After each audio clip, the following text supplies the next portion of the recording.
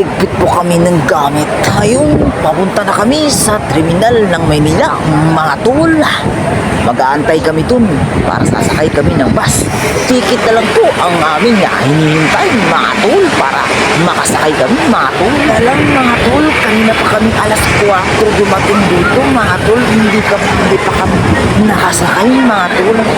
Daming mga bus dito, mga tol. Yung iba, mga tol, bumiyahe na. Pero kami, dito pa rin, mga tol. Tsaka nga pala, mga tol, bago po kami bumiyahe, ang nasakyan po namin yung bus, pinakalas na po na bus. Yun lang po talaga ang aming masakyan, mga tol. Kaya lang, tol, ibis kawayan ang masakyan namin, mga tol. Napunta pa kami sa Masbate, papuntang Placer, Katayngan. Ayun lang po talaga ang aming nasakyan. Wala po kaming paraan, mga tol. Hindi kami makasakay at hindi kami makauwi sa probinsya namin. Di yan na lang. Di papunta lang din naman to sa probinsya mga tol Kaya dito na lang kami sasakay. Bahala na kung malayo ito, mga tol. Basta marating lang, mga tol. Hahanapan na lang ng paraan kung saan kami banda bababa. Pala, mga tol, sa ngayon nakaupo na kami sa bus na aming sinasakyan, mga tol. Mag-alauna na kasi sa hapon, mga tol. Kaya pinaghandaan na namin, mga tol. Pala, mga tol, bumiyahe na po kami papuntang terminal po, barko po, mga tol. Mga tol, habang tumatakbo yung bus, habang bumiyahe, nagising po ako, mga tol. Ang bilis po ng takbo talaga ng bus, mga tol. Kailangan po kami makahabol at makarating sa aming paroroonan. Kasi ngayon lang po ang nagbabiyahe ang pinakalas po na bus. Kailangan makarating kami sa paroroonan namin.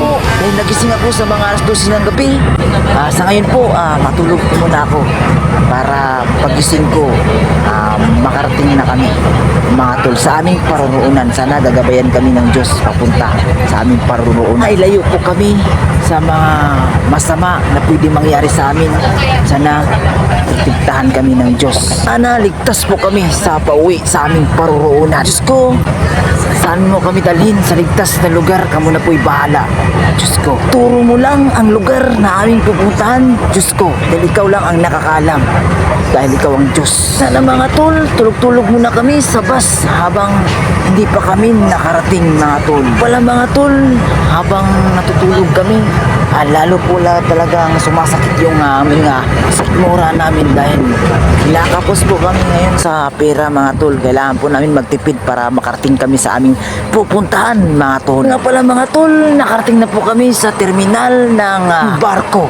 Mga tol, papasok kami sa may opisina dito at babayad kami 30 lang bago pa punta ng barko sa aming paroroonan. Nagpapahinga po kami sa itong bahay na ito na parang opisina. Mamaya aalis na kami dahil mag-alas 4 na sa maaga. Na namin maglakad, mga tol, kung saan yung barko sa aming paroroonan. Yung kasama ko, si Jasny, anak ng pinsan ko.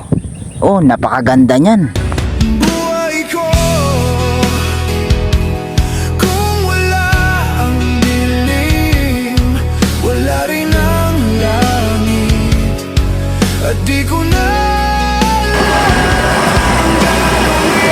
Mga tol, nandito na po kami sa barko sa aming pinaroroonan, mga tol. Kita nyo, mga tol, di ba? Talaga ng barko, mga tol, sobrang laki para, mga tol, parang bahay, mga tol, kapag sumakay ka dyan, mga tol. Kaya pasakay na kami, mga tol. Tol, maganda pala itong paligid ng terminal ng naparadahan ng barko dito, mga tol. Mga tol, nandito kami sa terminal ng barko.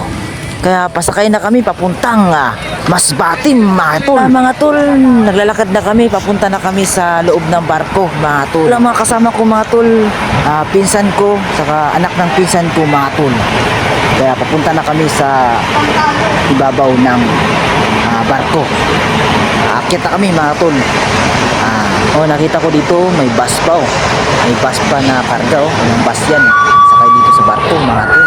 Siguro mahigit mga 7 yata na bus nang sakay po sa barko, mga tol. Hindi ko pa nabilang doon sa iba pa.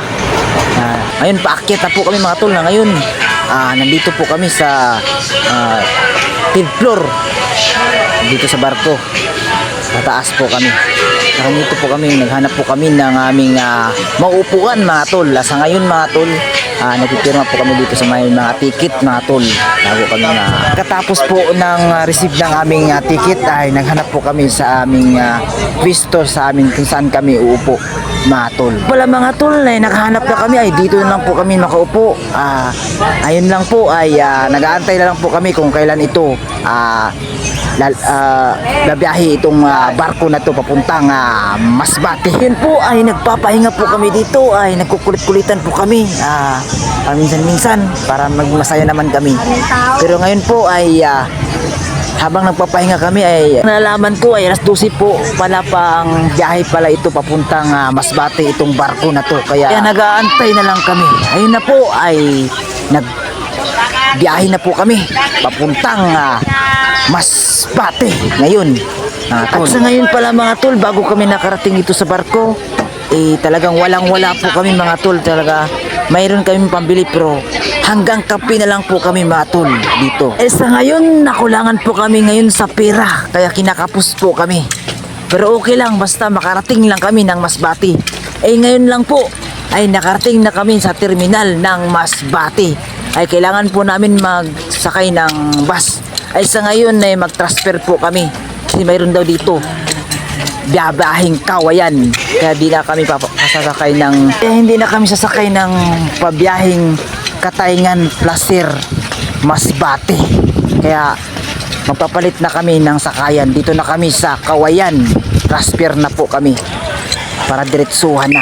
Kasi yung pera namin, ngayon po ay naglalakad po ako at nandito po ako sa gitnaan sa kalsada ng Masbate at sinita po ako dito ng pulis. Hindi ko alam kung ba't bawal dito, pero okay lang yun. Lumipat ako ng ibang kalsada at ibang daan. Mga tol, habang pumunta kami sa aming paroroonan at sa kami sasakay na kami ng bus na pabiyahe ng Pakawayan. Yun na nga pala mga tol, natapos na. Kung saan po ito, napadpad itong video na ito, na itong pinablog ko ngayon. At sana kung nakita man ninyo, i-share po ninyo sa lahat. Comment, follow, subscribe. Yun lang po. Kaya po, huwag niyo pong pagsawaan tumingin sa aking mga video. Andito na kami. Ito pang Kunin mo video. yung mga gamit mo. Abangan niyo po. Sunod pa ang mga video. Lilipat tayo sa isang